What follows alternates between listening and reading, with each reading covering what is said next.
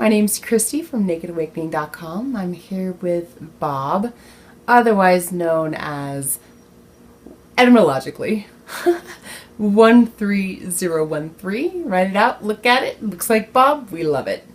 And we love Bob. Welcome, Bob. We want to know more about you. Anyway, how about you tell us a little bit about yourself, your early life, and the beginnings of this beautiful Naked Awakening. Okay. It all started with growing up under very, I'd say, strict Christian background, where I was a lot of Christianity was very much not. I was not given a choice as to what to do with it, and I've come a long ways to understand that. But then, so next. Would you say it was oppressive, supportive? What was your experience with that Christianity? Oppressive. It was oppressive. I was forced to go to church. I mean, I love my parents, but that I was forced to read the Bible. I was forced to go to church. I was forced to not talk. I was forced to not say things. I was punished for things that I could have just been taught to, and really, and it's only been recently that I've really taken charge on that and overcome that. So good for you, my friend. Yeah, I've seen a lot of progress myself. Yeah. And firstly, I want to say that all these Naked Awakenings, they're not the most glamorous of stories. However, Yes. I think that we do have to be honest and open. For anyone else who may be experiencing something like this, because it's not easy. It's not easy, and we need each other. That's just the bottom line. So beyond your childhood, you told me that you were really good at certain subjects in school? Yes. In kindergarten, I got extremely good at math, and that lasted throughout my entire school career. I was kind of a math prodigy, and went all the way into graduate school with math. So I have a big background in mathematics. You absolutely do, and Yes. I appreciate it. It helps me break things down. Being right-brained, I love your left brain and your right brain as well. But yeah, absolutely, it's always nice to get your advice. I always very much appreciate it. So moving on from the early times in math, how did that go as you got older? So early on in math, I did a lot of special things with math, but over the years, the main thing is when I got into college. I guess the first thing I want to say is it was always very compartmentalized. I never, throughout the entire mathematics career, they rarely went over Fibonacci or the golden ratio, things that are built into nature, into almost everything in nature. Things that are important that actually make sense. Things that make sense. It was all about regurgitating these numbers that didn't even make sense to most students. And then I got into college, and I fell in love with a class called partial differential equations, and the advanced stuff of that. I actually got into string theory and dimensions and physics, and I thought that was very interesting, and it kind of planted a seed so that later on I could decompartmentalize some of this stuff. That's awesome. Yeah. I always loved math theory, but yeah, ask me to balance a checkbook. That's funny. I have a math phobia. I think A lot of people do. yeah, it's tough. So that had to definitely impact you quite a bit. So you're learning more theory, like mathematical theory in general, Fibonacci. I mean, I think that's just fascinating. Fractals, all that stuff. It's amazing. How did that change your worldview? Well, I also learned physics, and I started to realize that there was something more to physics and math than just the regurgitated numbers that most of it was about. It just planted seeds for later so that I could bring things together and actually do something physical and hands-on. And I'm still working with it. I don't know exactly how math and physics are going to work into what I do, but it definitely it influences it in big ways. So that was kind of a turning point for you, you would say? Yes, that was one turning point. It came at me from multiple directions, and that was just one direction that planted seeds for later kind of a decompartmentalization. So absolutely, that's great. So it was kind of a breaking down of some of the beliefs to some extent. Yes. Hi, Boo. Well, that's great. So did that have any kind of effect? What happened once you felt like, things were kind of starting to break down? What happened once things were starting to break down? Like, yeah. As far as it, restate the question. So things were kind of breaking down. What was the result of that? One thing that happened is I started rebelling against my early Christian attitudes and looking around at different things, and I started getting into New Age and NLP, neurolinguistic programming, and really what I did though was it was I traded off. I rebelled from Christianity and traded it off for New Age and NLP, which I think is what a lot of people do. They say, "Oh, I don't want this," and they go for the same thing over here. And so repackaged stuff. Is that what you're saying? Yeah, repackaged in a different way, basically. But the same thing. Same thing. Really? Repackaged in a different way. So I know that this is specifically what you told me. You told me specifically that it propagated a fruitless, false bliss. Can you tell me a little bit about that?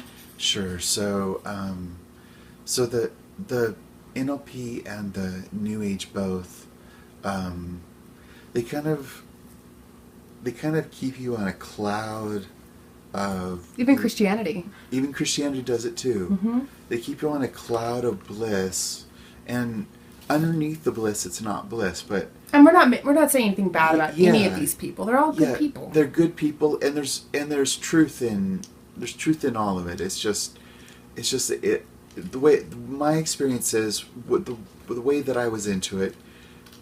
It kept you on a cloud that kind of denied your true feelings, and kept you kind of doing nothing in a lot of sense. Mm-hmm. And a lot of what I was into, a lot of my area of NLP and New Age both was about money, and there's a lot of monetary greed involved, and it's a lot of monetary and greed involved, and it was hierarchical. But you mentioned a specialness trap to me. Oh, the specialness. Oh, yes. Now that's what the cloud is about. A specialness trap. Sorry.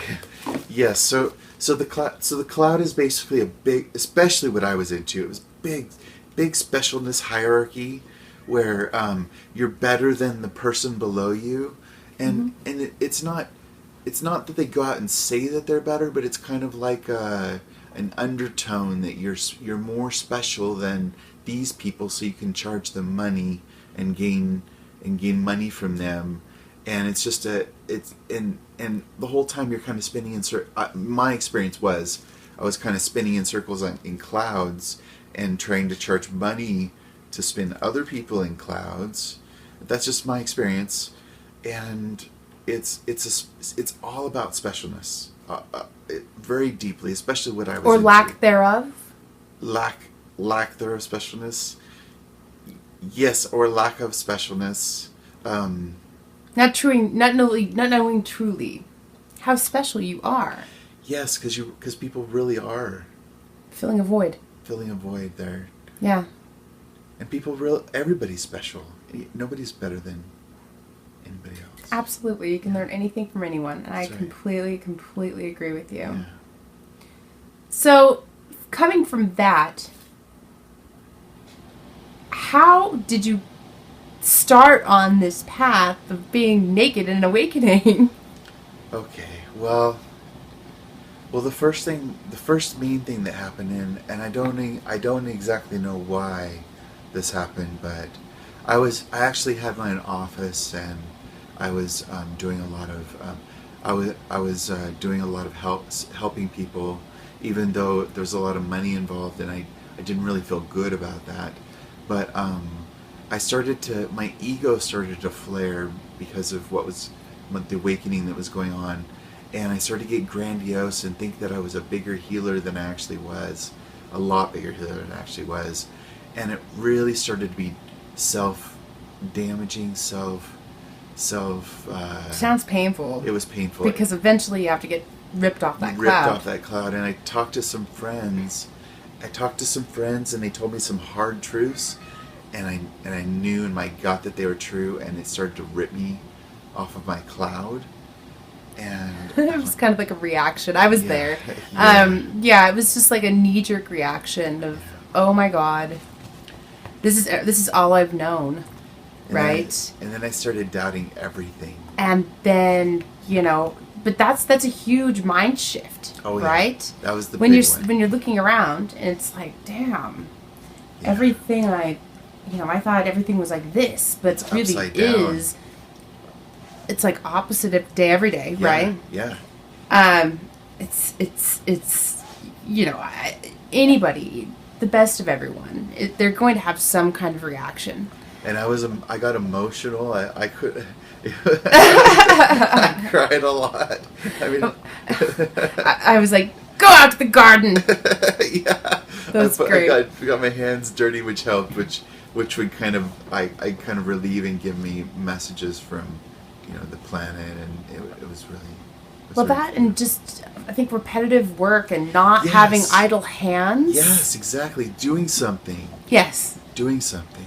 And it lets your mind wander. Because you're in the cloud, and it's like you're actually doing something worthwhile with your hands. And it gives you a moment of quiet. It gives you a moment of, put you back in your body, so you can start to. And your brain shuts up, at least in my experience. Yeah, definitely. Meditation, I have a yappy little chihuahua brain, So it's the physical labor that really shuts that down for me, where I can actually think clearly. Yes, and almost any kind of good physical labor does it. Mm-hmm. Absolutely. Well, I mean, we've only become so idle recently. Exactly. Yeah. So it's just interesting that all our conveniences, I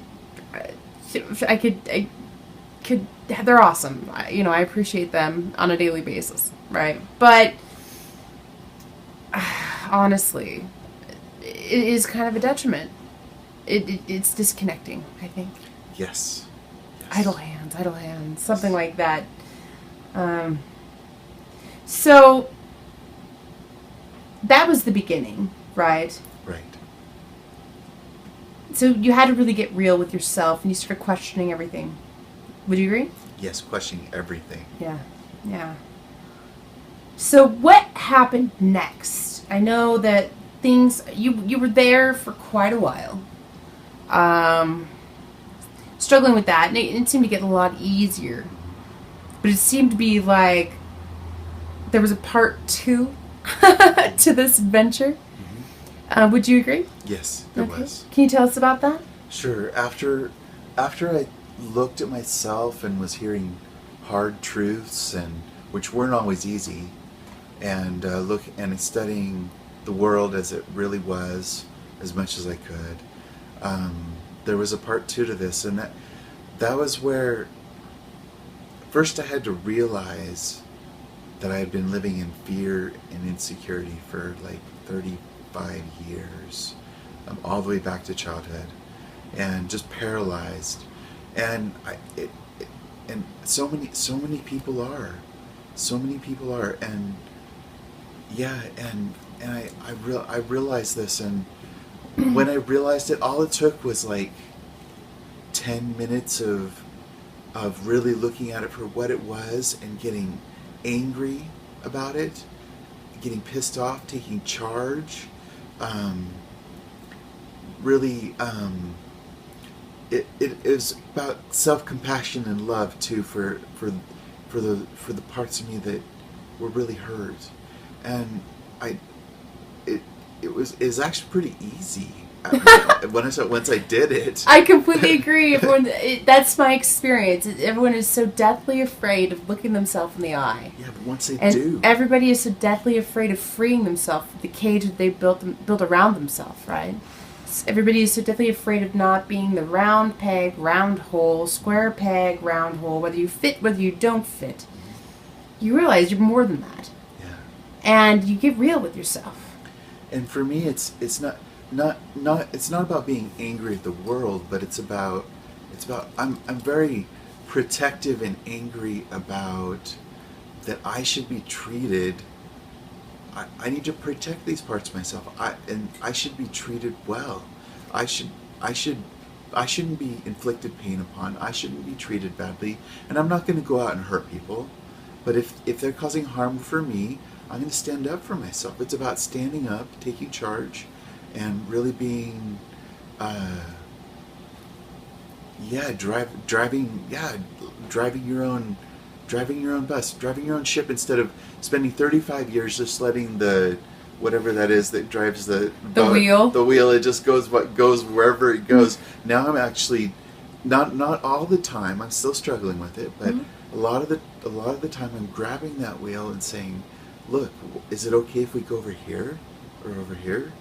Of course, it's okay. You can do whatever you feel like. Yeah, but it's not that freedom. It's not a control thing, though. It's more like it's a freedom thing. It's more of a freedom thing. Yeah. Yeah, it's funny how freeing that is. Yeah. It really is, and you learn a lot about self-compassion.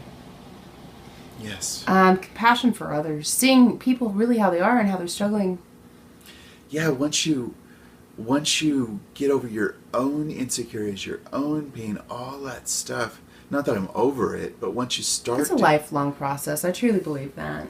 Then you can start. There's no magic fixes here. Yeah, you can look at what your own intentions are. You can look at what other people's intentions are, and you can act out of compassion instead of out of just being letting the wheel just crash into rocks all over the place, which seems what most people usually do. So you're saying essentially there's just a bunch of ships with no freaking captains. Seems like that's my experience. Hey, I think that's funny, and that was my experience too. Yeah. And humor. You can't forget humor. It's yeah. You got it all just gets kind of funny and ridiculous after a period of time. Yeah. Because it really is so easy. Yeah. Just deciding to own yourself again. Sometimes it only takes a couple of seconds. Yeah. That's it. I mean, it takes preparation up to then. I think it takes a lot of personal self-work. Healing, preparation. Personal self-work, but once the light bulb turns on, right? It's on. It's on. And there's no turning it off. Yeah. I mean, it can dull. I mean, we all go through our things, and we, we all have our issues and stuff, and we have to deal with real life, because that's just the truth of it. Yeah. There's real life. Oh, there's always struggles. We have to deal with the monetary system. We have to deal with this hierarchy, right? That's right. And by denying it, we're just being retarded, right? Yes. Or not retarded, but we're just being stupid. It's stupid. So. You can't just deny it. That's my opinion. Let me see here. So, moving on here. You've described a lot of seemingly painful experiences. Do you have any regrets, honestly? It was a lot easier than you thought, in my opinion. To as much awakening as I've had, I don't have any. I wouldn't trade it for the world. I mean, why would I want to live for another rest of my life in fear and insecurity and pain? And we're talking about physical pain too. Absolutely. Physical pain. Anxiety. Terrible anxiety. Yes. Why would I want to go back to that? Depression. Self-deprecation.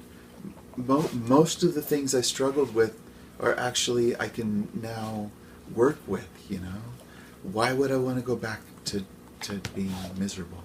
Well, and the funny part is, and this is the thing that, just again, I'll just go over this. The funny part is it's like flipping on a light bulb. Yeah, there's some personal work that needs to be done. But I swear to God, once you flip the switch, you've hit the easy button. Yeah, it's easier every time. Almost every time. Well, everything is, like, for me personally, things just kind of got funny and ridiculous. I love being ridiculous and funny, so that appeals to me. But, it was just, it's so not nearly as difficult as you think. Yeah, there's some pain involved, but it seems self-inflicted. How long are you going to drag yourself out, and when are you going to surrender? Right? So you're saying you don't have any regrets? None? I can't imagine going back.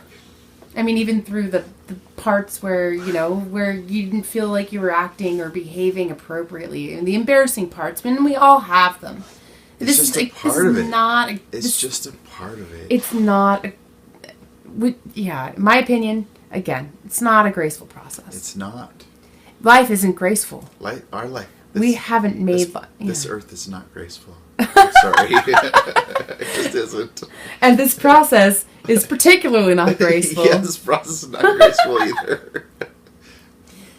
So beyond that, and I guess this is probably the most important, because I think, with the people that are getting naked, letting people see them, seeing themselves naked, stripped down, as you really are. Do you have any advice for them? Because I know a lot of people are experiencing this. And if you're not, maybe give it a whirl, right? But for those that are, what do you think? Give yourself a break. Just have some compassion for yourself. And find a way to take charge of your life. Find a way to grab the helm like we've talked about. It's like this whole victimizer. Oh, jeez. You have no idea how painful that is. But don't put... It's a choice to be a victim. It's a choice to be a victim. You can see it for what it is and take charge of it. And if you have self-compassion and do that, I mean, that's a lot of it. It's a big, nice first step. And steer your own ship. Steer your own ship, yeah. Yeah, take it back. Yeah, definitely. That's beautiful, Bob. Thank you. Thank you. Any last thoughts? No, that's about it. That's everything I want to say. So. I love you, everybody. I love you guys. Have a good one. Okay. That's Bob.